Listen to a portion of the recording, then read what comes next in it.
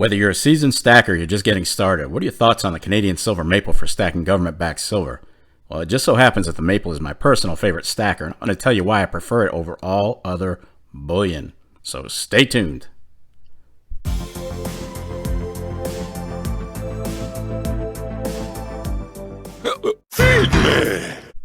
YouTube, how you doing? Welcome to another episode of the Silver and Gold Stack Attack. I hope you guys are doing well, and I just want to take a second to thank you for being here to check out the new video.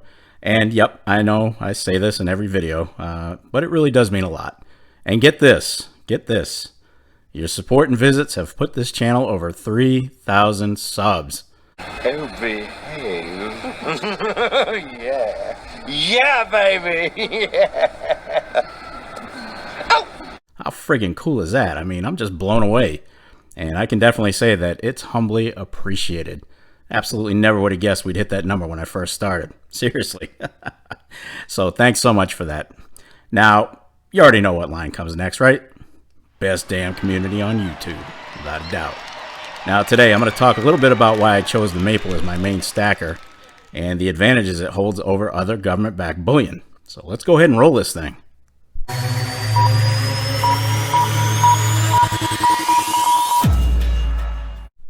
So back when I first decided to stack silver and gold, I mean, I was just as confused as the next guy. There were no shortage of choices out there, no idea where to start. Luckily, I found a really knowledgeable LCS dealer, and he kind of guided me along the path, and I appreciate that. I'm still a customer of his today. But I'm going to go over why I chose the maple as my stacker, and this is going way back to the beginning. First off, lower premiums than the Silver Eagle.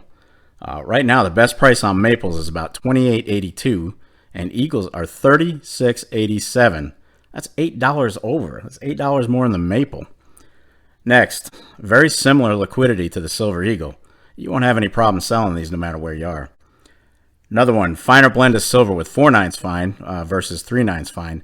Not that this makes much of a meaningful difference, to be quite honest. So you can't really go by that, but it's kind of cool. You know, 4/9 versus 3/9. Next, since 2018, Mint Shield has done an amazing job of limiting the milk spots that plague all government-backed bullion. I mean, let's face it, not one of them are, not subjected to it. It's there on every last one of them. So Mint Shield, since 2018, maples have been looking pretty good. Next, they get a decent buyback price from online dealers and some LCSs, although not all LCSs. I've heard a lot of you tell me that they're buying maples and other government-backed bullion at spot. I tell you right now, if they offer me spot for government-backed bullion, I'm walking out the door. Seriously. Next up, the maple could conceivably pass the Silver Eagle as the most popular bullion worldwide due to the premium on eagles. I mean, it's crazy right now. I just told you there's an $8 difference between maples to eagles, and I don't know about you, but I'm not stacking eagles. There's no way. I'll go with maples.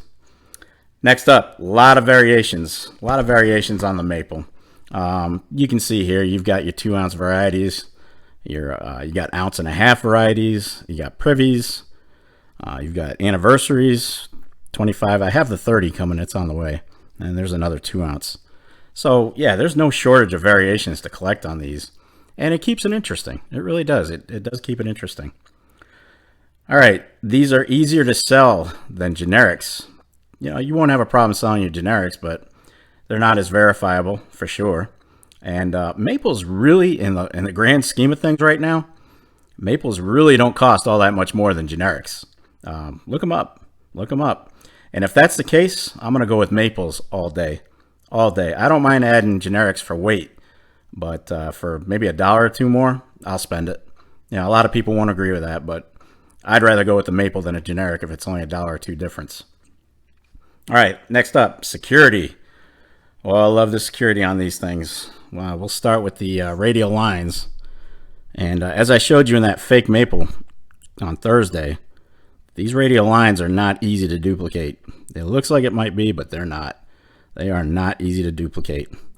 And then you've got this privy down here with the year in it. You won't be able to see it here, but it does have a privy in there. So good stuff on that. I mean, it's not an easy coin to duplicate. It really isn't. So you've got the radial lines, you've got the privy, And you've got the blacklight scanner that the Royal Canadian Mint sells, and it's called Bullion DNA. It's like a little scanner. And it's going to validate 2015 and up silver maples. Now get this. That little maple preview that you see at the bottom, well, that's more than just a tiny security feature with the year in it, believe me. Each one of those previews is actually engraved with a unique encoded security mark. And like fingerprints, no two marks on maples are the same. That's crazy. Now, each individual coin is basically registered during the production process into a secure database in case they need to be referenced. So when you load up the coin into the scanner, it scans the security mark, and then it communicates with the RCM database where it matches the actual image for authenticity. That's some crazy technology and security right there. I love it. But there are two problems with that scanner. Number one, it was only available to dealers and distributors. And number two, it was pretty damn expensive. So we'll just have to verify our stuff the non-cool, old-fashioned way, because luckily it's really, really easy to validate a maple without any special gadgets or tricks. Now, I know premiums over spot for maples don't compete with generics, and I'm sure I'll get some flack from the I mostly stack generics for weight crowd. There's nothing wrong with that. I love generics. I have my fair share, and I do stack weight with generics. But if you're in silver for the long haul, like most of us, it is what it is, right? You favor what you favor. But the fact of the matter is this. The maple may cost you more, but it's going to sell for more if you sell at the right time and place. Now, again, if you're not in a major conundrum from cash, I'm going to be walking out the door if a dealer offers spot for my maples or any other government-backed bullion.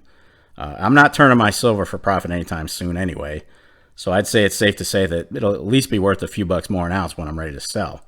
But even if I break even, my silver will still have done the job I needed it to do when I first started stacking.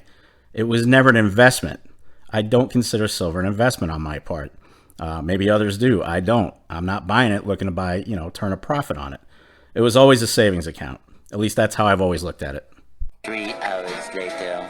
Can you move it along? I'm all out of time cards. All right. There you have it. Some quick reasons I made the Canadian Silver Maple my #1 stacker in my silver pile. I like the looks of it, the security, the liquidity, and the cost. And like I said earlier, if premiums on Eagles don't come down again, I can conceivably see the maple taking its place as the #1 silver bullion coin in the world. It could happen. Anyway, be sure to leave a comment down below and let me know how you feel about the maple and if you're stacking it. You guys know I have a blast going through the comments, and I do try to respond to each one. That's going to wrap it up for this episode of the Silver and Gold Stack Attack.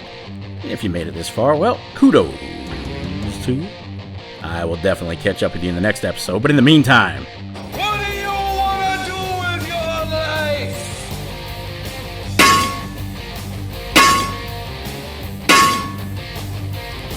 damn right. Get stacked. Stay safe and be well, everyone. I am out of here. Peace, folks.